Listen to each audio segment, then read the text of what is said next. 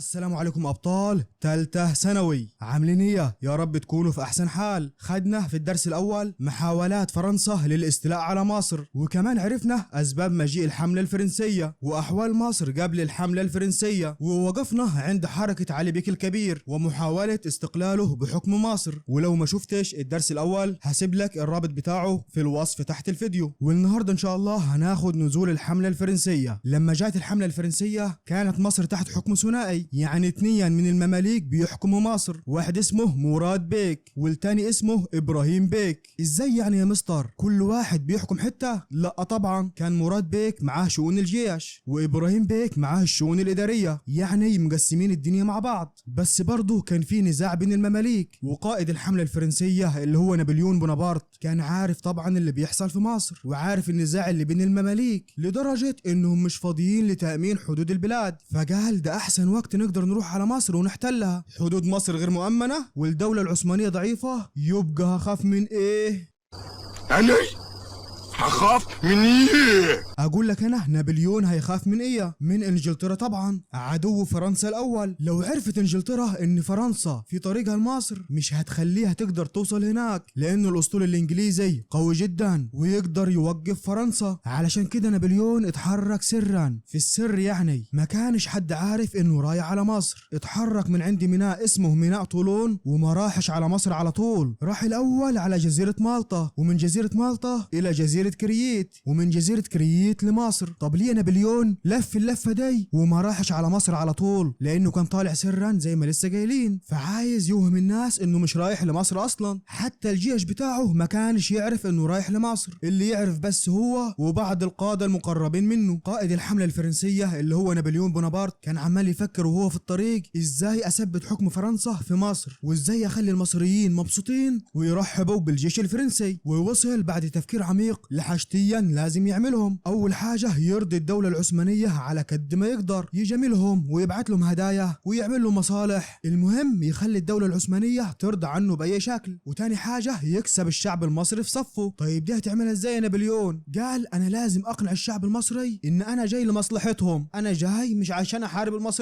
المصريين دول حبايبي، انا جاي علشان احمي المصريين من المماليك، لان المماليك غرباء عن البلد، هم اللي بيظلموا المصريين وبياخدوا فلوسهم وثرواتهم، وانا بقى المنقذ اللي هيخلصهم من المماليك الظلمه. ولما نخلص على المماليك اوعى تفتكر ان انا عايز احكم مصر، لا انا هعمل حكومه اهليه، يعني حكومه من اهل مصر. المهم كتب الكلام ده في منشور، يعني كتبه في ورق وبعت ناس توزعه على المصريين قبل الحمله بتاعته ما توصل لمصر بشهر تقريبا. وفي نفس المنشور هدد بحرق القرى والمناطق اللي هتتعاون مع المماليك وتقاوم الحمله الفرنسيه. وتفاجأ المماليك بنزول الحمله الفرنسيه في شهر يوليو سنه 1798. وزي ما قلنا ان المماليك كانت كل قوتهم رايحة في النزاعات والخلافات اللي بينهم، وحدود الدولة كانت مفتوحة ومفيش اي حد فاضي يصد خطر خارجي. طيب مين اللي هيقاوم الفرنسيين؟ اللي قاوم الفرنسيين الشعب، شعب اسكندرية الجدعان، ومعاهم زعيمهم السيد محمد كريم اللي كان حاكم اسكندرية في ذلك الوقت. بس للأسف ما قدروش على الفرنسيين، وقبض الفرنسيين على محمد كريم وأعدموه رميا بالرصاص في شهر سبتمبر سنة 1798. وبعد ما الاسكندرية بقت في يد الفرنسيين وسيطروا عليها، طبعا عايزين يكملوا ويروحوا على القاهرة، فخدوا بعضهم وراحوا على القاهرة. وهم في الطريق قابلوا قوات مراد بيك. مش احنا قلنا ان مصر كان بيحكمها اتنين من المماليك، مراد بيك وابراهيم بيك؟ هم دول بقى قوات مراد بيك اللي قابلوا الفرنسيين قريب من شبرخيت عند محافظة البحيرة. علشان كده سمينا الوقعة دي موقعة شبرخيت. بس للأسف اتهزم مراد بيك ورجع بقواته لغاية ما وصل لإمبابة اللي هي في الجيزة، وقابل الفرنسيين تاني في إمبابة، والفرنسيين هزموه للمرة الثانية. فلما اتهزم خاف على نفسه وهرب للصعيد. وإبراهيم بيك اللي كان بيحكم معاه مصر هرب هو كمان ومعاه الوالي العثماني وراحوا على الشام. وبقيت القاهرة ما فيهاش أي حد يقاوم الفرنسيين. فدخل نابليون القاهرة بقواته وافتكر إن الدنيا كده بقت حلوة وكله تمام، لكن الضربة جات له منيا من الأسطول الإنجليزي الانجليزي بقيادة نيلسون. جه المعلم نيلسون وضرب الاسطول الفرنسي وغرقه في البحر، يعني كل السفن الفرنسية اللي كانت واقفة في اسكندرية غرقت في معركة اسمها معركة ابي قير البحرية. والفرنسيين بعد ما كان عندهم امل يسيطروا على البحر المتوسط اتدمرت كل احلامهم، وكمان اتحرموا من الامدادات والسلاح اللي كان بيجيلهم من فرنسا عن طريق هذه السفن. نرجع لمراد بيك اللي هرب على الصعيد. نابليون خد بعضه وراح له على الصعيد علشان يقضي على المماليك اللي هربوا مع مراد بيك، لانهم خطر على الملاحة في نهر النيل، يعني خطر على اي سفن تمشي في نهر النيل، يقصد طبعا السفن الفرنسية. ونابليون عرض على مراد بيك انه يحكم الصعيد بس تحت اشراف الحملة الفرنسية، بس رفض مراد بيك واستمر في مقاومة الحملة الفرنسية، وقدر نابليون انه ينتصر عليه تاني. لكن اهالي الصعيد ما سكتوش وقاوم الحملة الفرنسية مقاومة شديدة، وفشل الفرنسيين بجيشهم واسلحتهم انهم يسيطروا على اهالي الصعيد.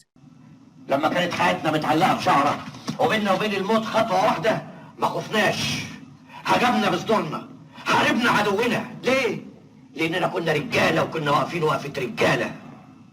طيب ايه الاسباب اللي خلت نابليون ما يقدرش على اهالي الصعيد؟ اسباب كتير. اول سبب ان وادي النيل طويل والمقاومة كانت في كل مكان، كل ما يخلصوا من مقاومة يلاقوا مقاومة تاني قدامهم. وكان اهالي الصعيد بيستخدموا حرب المناوشات والمعارك المتفرقة، ده خلى الفرنسيين مش عارفين يتقابلوا معاهم في معركة فاصلة. تاني سبب ان في قوات من المماليك انضموا مع اهالي الصعيد في المقاومة، اللي هم المماليك اللي كانوا مع مراد بيك، الباقيين منهم انضموا مع اهالي الصعيد. وثالث سبب اخواتنا في الجزيرة العربية بعتوا قوة انضمت هي كمان للصعيد في المقاومة. يبقى كده الفرنسيين بيحاربوا اهالي الصعيد مع قوات من المماليك مع قوات من الجزيرة العربية، واستمرت المقاومة حوالي 10 شهور. الفرنسيين تعبوا فيها اخر تعب، وفي نفس الوقت كان في ثورة في القاهرة اسمها ثورة القاهرة الاولى، وكان الازهر الشريف هو قائد المقاومة، وكانت ثورة جامدة جدا لدرجة ان الثوار قتلوا الحاكم الفرنسي في القاهرة، والثورة زادت ووصلت للاقاليم اللي جنب القاهرة. الفرنسيين طبعا اتجننوا ازاي ده يحصل، ومارسوا القمع والارهاب، يعني اعدام ناس كتير من الثوار. وعملوا غلطة كبيرة جدا، هي انهم دخلوا الجامع الازهر بخيولهم، وده زود الغضب والشعور الديني عند المصريين، كله الا الدين. تدخل الجامع الازهر بالخيول، ده انت ليلتك مش فايته. ومن ناحية الدول حصل تحالف بين الدولة العثمانية وروسيا وانجلترا. هي ده ازاي يعني؟ هي اللي لم الشامي على المغربي. احنا يا مستر مش قلنا قبل كده ان كان في حرب بين الدولة العثمانية وروسيا؟ ايه اللي جمعهم مع بعض دلوقتي؟ اللي جمعهم المصالح طبعا. من مصلحتهم هم الثلاثة ان فرنسا تخرج من مصر، وعلشان المصلحة واحدة نبقى حبايب ونتحالف مع بعض، واتفقوا انهم يخرجوا الفرنسيين من مصر بالقوة العسكرية. طيب ده هيحصل ازاي؟ قال لك هنبعت لمصر حملتين، حملة برية من ناحية الشام وحملة بحرية تانية من ناحية الاسكندرية. ولما عرف نابليون الكلام ده خد بعضه وطلع بحملة للشام، قال يروح لهم ويهزمهم قبل ما يجوا ويحاربوه في مصر. بس هل نابليون قدر يعمل كده؟ لا ما قدرش، لانه قابل في طريقه مدينة عكا ما قدرش عليها وفشل في اقتحام المدينة. طيب ليه ما قدرش نابليون بالجيش اللي معاه انه يدخل مدينة عكا؟ اول سبب ان المدينة كانت محصنة تحصينا قويا، حوالين المدينة سور قوي ومرتفع عاملينه من زمان لحماية المدينة. تاني سبب استبسال اهلها، هم وقائدهم احمد باشا الجزار. يعني ايه استبسال؟ يعني كانوا في منتهى الشجاعة والبطولة، ممكن يعملوا اي حاجة علشان يحموا المدينة. وطبعا الاسطول الانجليزي ما سابهمش، كان برضو بيساعدهم. لما لقي نابليون الحكاية كده رجع تاني على القاهرة، واول ما وصل القاهرة عرف ان الاسطول العثماني وصل لمنطقة ابي قير، فراح نابليون على هناك وحارب الاسطول العثماني وقدر يهزمه هزيمة قوية. الكلام ده كان في شهر يوليو سنة 1799. وبعدين عرف نابليون ان الحكومة الفرنسية بتواجه متاعب مع النمسا، فقال ياخد بعضه ويروح فرنسا ويشوف الحكاية دي، وساب قيادة الحملة للنائب بتاعه اللي كان اسمه كليبر لقي نفسه فجأة قائد الحملة، والظروف سيئة من جميع النواحي، بقي مش عارف يعمل ايه، يصد حملات الدولة العثمانية ولا مقاومة المماليك ولا ثورات المصريين. وكمان الجنود بتوعه مع ينقصوا مع الوقت، فعرف انه مستحيل تفضل الحملة الفرنسية في مصر ولازم نلاقي حل. فقال لك انا عايز اعمل معاهدة اسمها معاهدة العريش في شهر يناير سنة 1800 في معاهدة العريش عرض كليبر على السلطان العثماني وقائد الأسطول الإنجليزي إن الحملة الفرنسية تخرج من مصر على نفقة الدولة العثمانية، يعني الدولة العثمانية هي اللي تدفع تكاليف العودة. بس ما حصلش الكلام ده لأن حكومة إنجلترا رفضت الاتفاقية وصممت على استسلام القوات الفرنسية. القوات الفرنسية تسلم نفسها وتخرج من مصر كأسرى حرب. طبعا الكلام ده ما عجبش كليبر واعتبر إن كرامته اتهانت، وده اللي خلاه يروح يهاجم القوات العثمانية وقدر يطردهم على الشام. وفي وسط المعمعة دي وانشغال الفرنسيين في الحرب